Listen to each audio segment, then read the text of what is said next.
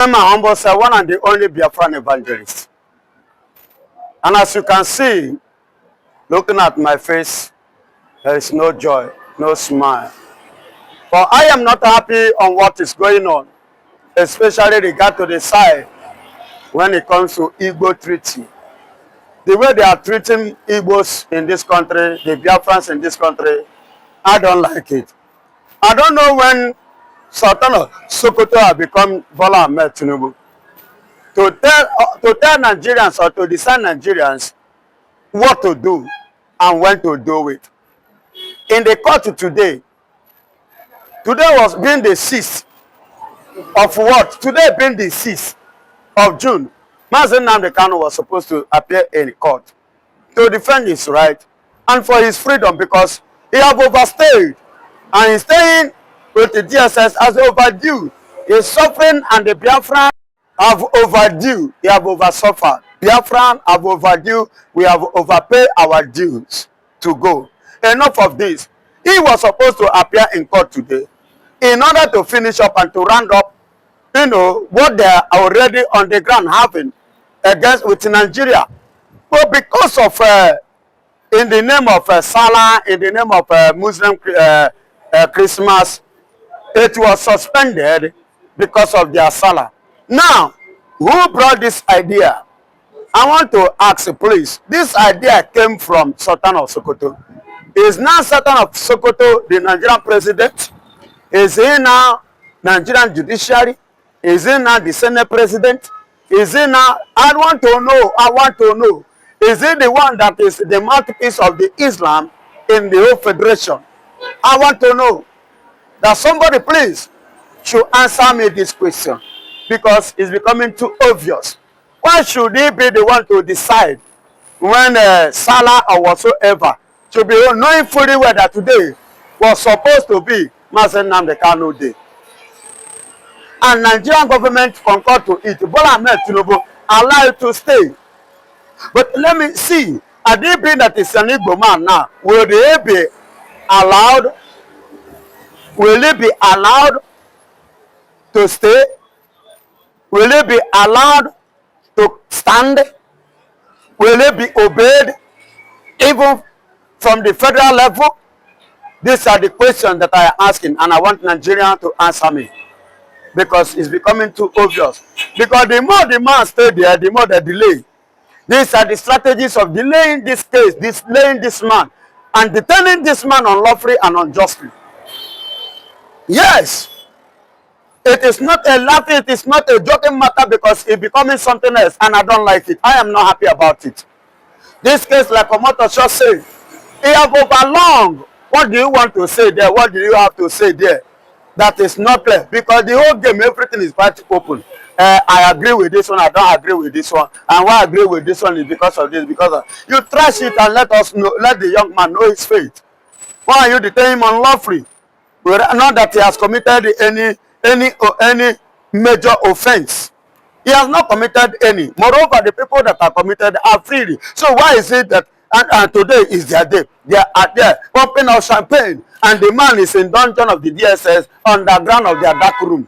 For what? Now, we saw something that happened today.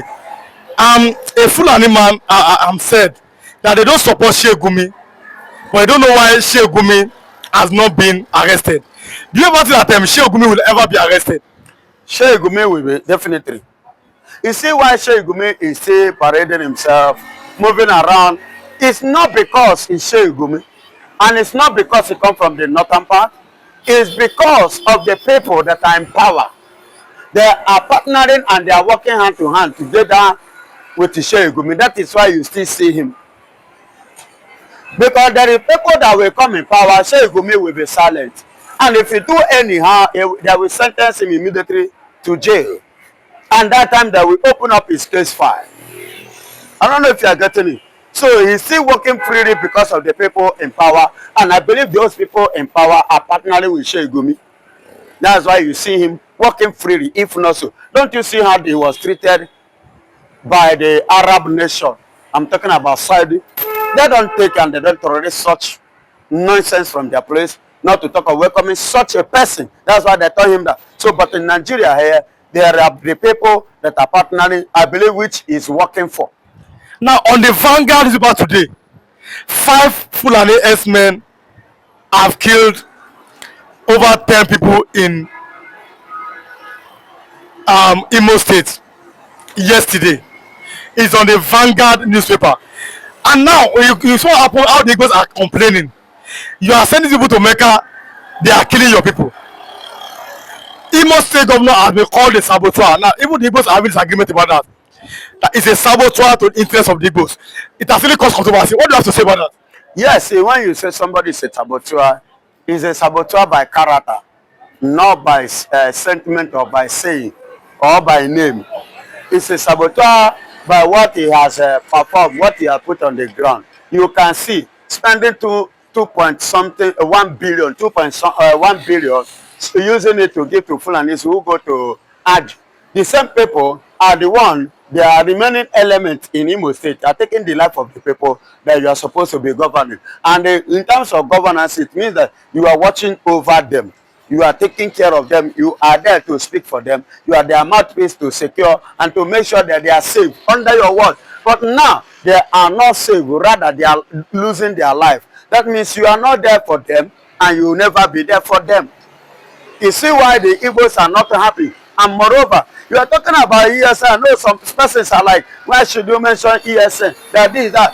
When the government are not there to help, they are not there to secure. Even the incumbent governor who's supposed to take care of the people and secure the people, and now the one giving them money to acquire more arms and come back and take the life of the people that is supposed to. So why wouldn't there be any vigilante organization come up to do what? To defend the life of the people, to do what you're supposed to do that you are not doing.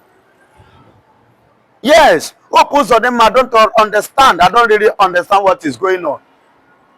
And this thing is happening and it's taking place in your own state. And let me tell you, if this thing is not in Imo State, I know people like Opus Odema would have ranted in many ways. They would have, show and display in many ways. But see what is going on. And not that you have left the office, you are still in the office. Under your watch that all these things are happening. It's uncalled for. I'm not happy, my brother. I'm not happy. I am not happy that the Igbo brother is sabotaging his Igbo fellow. I'm talking about Kozodema. What he's doing is a pure 100% saboteur. Then, if we keep complaining, then what is the way forward for the way forward? I mean for the Igbo person or the Igbo youth. The way it is in my mind, the way it is in my heart, I am burdened and I am not happy. So the best way I believe now is to buy and to backen with what Theophilus Danjuma has said. The people in Imo State, all the Imo indigenous, whether you are old, you are young, pick up something to defend yourself. You can't continue losing your children, losing your parents, losing your loved ones, losing your wife, losing your husband in the name of this S-men. No, pick up something to defend yourself. Kill these people, challenge these people, contend with these people. They are strangers. How many places do they know? It is our land. It is your land. It is your father's heritage. It is your right. Rise up and defend it. Rise up and protect it. And rise up and protect the future of your children. That is what I am telling the Imo indigenous, all the Igbos, all the Biafran in the diaspora, in this country, wherever they are, let them pick up this something. Let them not rely on government, because no help from government. You can see what is happening in Benue. Benue has been totally, hijacked. And they have people there, they have governor, which their governor, he will tell you that his hand are tied with a long chain that cannot be broken. But I believe it, if you watch Mountain of Fire logo, and they are broken of chain, the chain of the man that they tie his hand always broke. But why? But the Igbos, no, that's the question. Are the Igbos afraid of the Fulani with the way things are going? Because even it was Enugu people that helped Benue people when something happened. I'm talking about them this week. Now, they have entered into Imo State now. And the Igbos are afraid of the Fulanis in Nigeria. No, my brother. When the Fulanis are acting, whenever you can see what is happening to Mazen and the town of Samonepa, and to everyone that is an Igbo man who rises to fight and to stand. Not that we are against, we are afraid of them. They know that we fear nobody. But the issue is that when we rise government will rise. When we rise, government will rise. But you will see them, they were doing their own. Government is looking at them. That government is not doing anything. But when Igbo stand up now, you will see Nigerian government. Igbophobia. How many are there? Who be them? Who are there during the war? Did they have anything to offer us against our total? When we conquer them, we don't already reach where things matter they need for. If not for Yoruba that sabotage that agreement and that ideology, that movement. If not so, there will be nothing like all these things that we are seeing today.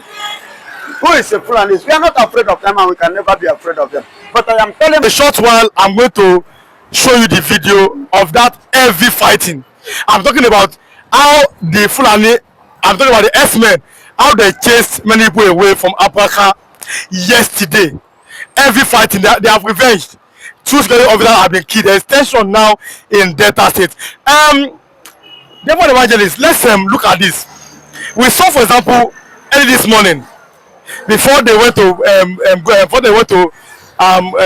go to their Salah prayer, they have told the Igbos that Biafra embassy can never stand. There is no way that Biafra embassy can ever function. And the Igbos have replied them, this country does not belong to you. Why are the Fulani always attacking the Igbos in Nigeria? What do you think? Because or why are they not friends in Nigeria? They can never be friends. Yes, they can never be friends. And they will continue to attack Igbos, and Igbos will continue to reply them too. And when it comes to that embassy, they believe that the way they control the government of Nigeria with the support and backup of the British is the same way they will control every other nation. But they know that is why they always complain about the Igbos. These ones are the people that are too stubborn. This one doesn't comply, and we are not ready to. Who be Fulani? I want to ask you a question, and I want to tell you this. I want to ask in my question, have you ever seen a Fulani man in this country who, in all application, who will stand in the level of Oduku family? Have you seen any Fulani family like that? But they mentioned Dangote. Dangote is who is how much did the Dangote get? Dangote is comprises of Nigerian president. Now Nigerian money Dangote they use. If you don't know, make you know today. Now Nigerian money Dangote they chop no be in personal money. Of which Obasanjo is there. Obasanjo gets share. Jonathan Hand is there. The only time you mention Dangote, every time you mention that, okay, after you mention Dangote, mention another person. How much you think Dangote get? Are you saying that the Igbos who don't have power? When they time, let me tell you. I know that the Igbos are more powerful in Nigeria. The Fulani who have power, who decide who is the next president. Powerful than any other tribe in this country. No be mouth. See, let me tell you. If what happened to the East, let me tell you something you don't know. Go and check your history very well. If they can tell you the truth, I've been opportune to listen to those ex-military that that fought to the war. They will tell you. I listened to one in TVC, the other one Arise TV. If you listen to them, that you will know. They will tell you that the people that when you talk of this country, there will be no go area. Igbos. When they don't stand, they don't stand. When they tell you no, no is no. But I want to ask you again, is there anybody, mention one who is intellectual or educated, who can withstand, just stand in the shoe of Nnamdi? I want to know. Mention one Fulani family.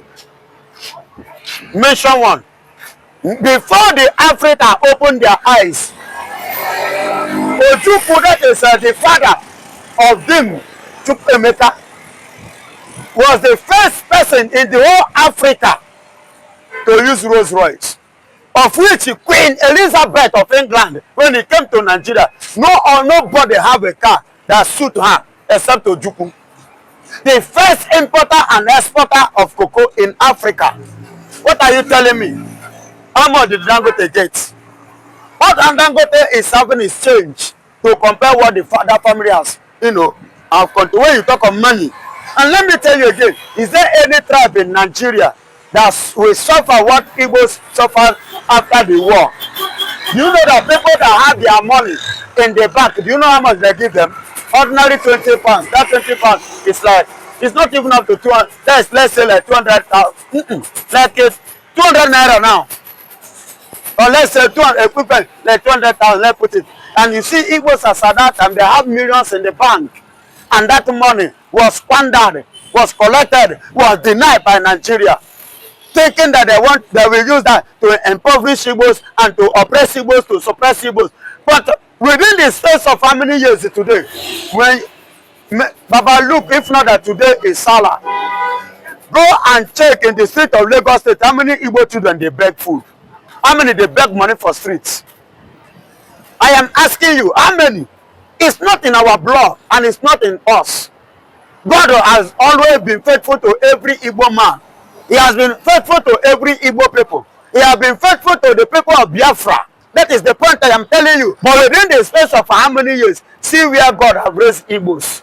But then let it take place that see ordinary little hunger, small hunger that just hit the north. Look at all of them complaining. See the way they are crying. See the way they are lamenting. What if what hit Igbos during the war now hit the north? That means north will not rise again. Not to talk of now. Come to Lagos, the development, 75% of development in Lagos here is from Igbo men. Igbo men. But now France. Now you heard what the heroes. You heard what the generals and commanders. No, you heard what the other man said. That the Igbos, they have too much pride, and because of that pride, they cannot give them presidency.